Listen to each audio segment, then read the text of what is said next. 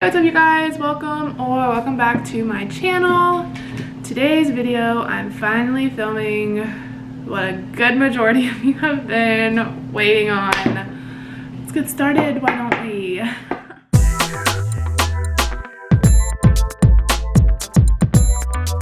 So, time for the trip comes around. Keep in mind, I broke up with him on my birthday. He ignored it. So we get to New Orleans, we fly there, everything's chill, whatever. So we get there and the check-in isn't until later. So we go to a bar. While we're sitting at that bar, remember when I told y'all how I asked him if he had a second Snapchat account? We're sitting at the bar and I see him logged into another Snapchat. The ending of it is daddy. I don't know what the fuck it is. I just know that's not his regular Snapchat. So I peep that he lied to me. I was fuming, but I'm also like, you know what? This is literally the first hour that we're in New Orleans. I'm not gonna let it ruin my trip. We're not together. I'm not gonna sit here and acknowledge this. So we check into the hotel. It was kind of late, so we ended up just like going to eat that night. I don't remember exactly what we did, but like we kind of just chilled out. And then the next night, he was in the shower and like at this point his phone flew out the window. So like he got his old phone back and then he had whatever temporary phone, but like that temporary phone, I'm not stupid. I went through the history on my laptop and he had a Metro PCS account 2 months before the car wreck, which was like when he got the new Metro PCS phone. So there's no fucking telling what he was doing on that. But it was like this little iPhone 5 and it was like busted up. It didn't have a password on it because the screen was so fucked. So he was in the shower and I go through this phone because like at this point I'm just like, what all has he lied to me about? What all is happening? I go through his phone and like I can't really find any messages or anything on there because he doesn't use it in that aspect. I don't know what the fuck he uses this phone for. Like he doesn't, like I go through the messages, there's nothing there. So I go through the Instagram DMs and he's sitting there the entire time we were together, like sliding up on girls' Instagram stories, sending them hard eyes, talking about future wifey, you're gonna be on Santa's naughty list, blah, blah, blah. Still again, I'm like, whatever, it is what it is. We continue through that and like we have a good day the next day, whatever. Next morning, he's in the shower and I go through his phone again because I'm like, you know what? Let me check one more thing. Let me check the camera roll. I find pictures of other girls, screenshots of other girls' Snapchats, nudes from other girls. I find pictures and videos of myself that I had no idea he took of me. I find pictures and videos of other girls giving him head, other girls fucking him the entire time that we were together. There was one picture and video from the day before we left to go to Colorado. Like shit still blows my mind. Like how are people so shitty? Like this man was so comfortable with me. He had me pop ingrown hairs in the crevice of his ass cheek.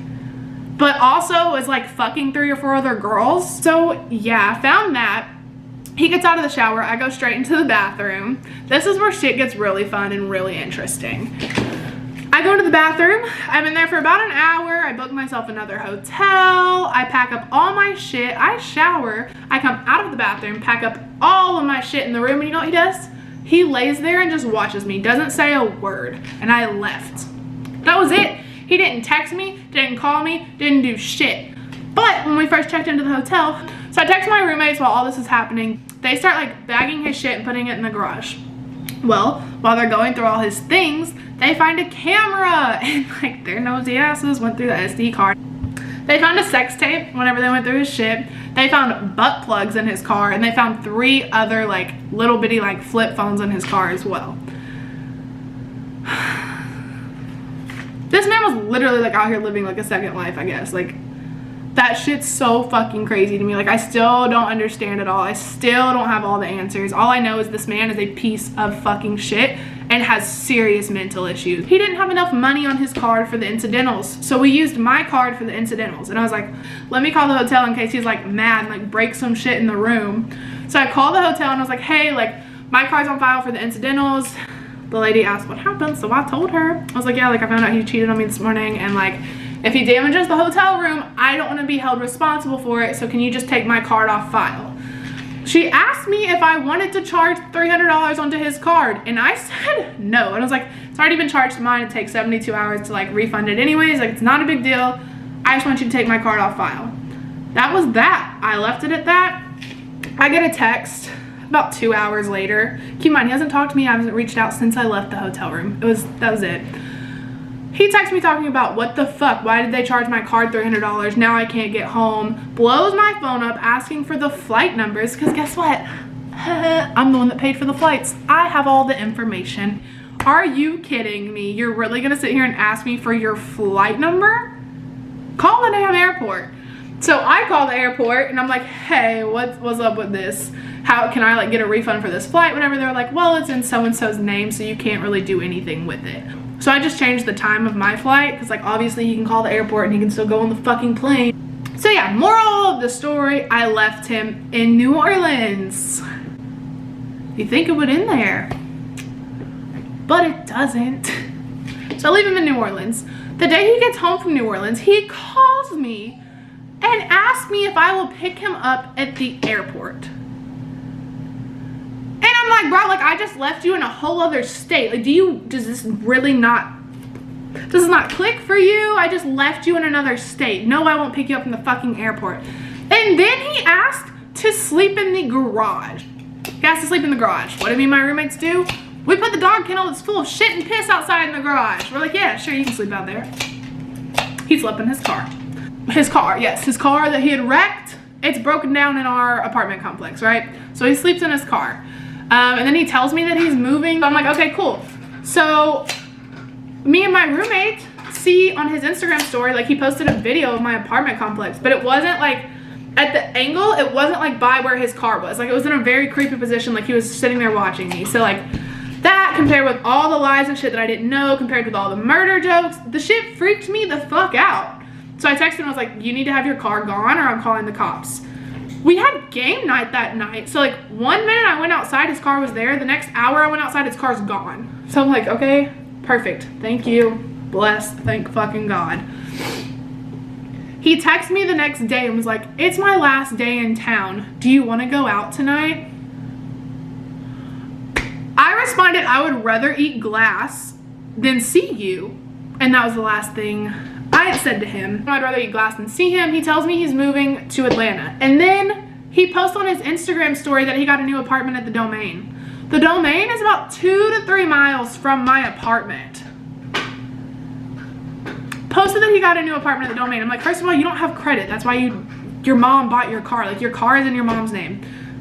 Car insurance is in your mom's name. Your phone bill is in your fucking mom's name. Like, I know it's not his apartment and it was decorated. I'm like, you're such a fucking liar. Like, he's literally a pathological liar and a psychopath. Like, he's a fucking psycho. So at that point, I'm like, cool, whatever, he's gone. And then he posts pictures in Atlanta. And I'm like, okay, cool. Like, he's gone for good. Thank fucking God. Thank fucking God.